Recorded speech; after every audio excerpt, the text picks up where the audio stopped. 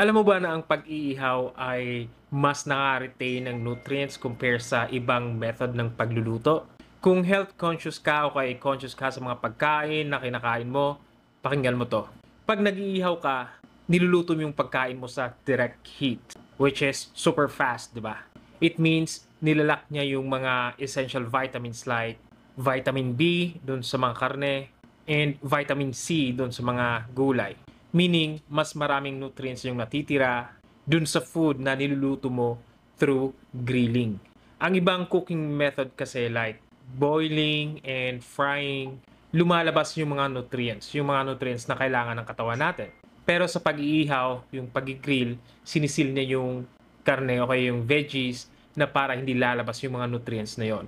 And here's the best part. Sa pag-grill, sa pag-iihaw, pinipreserve niya yung flavor. Which means less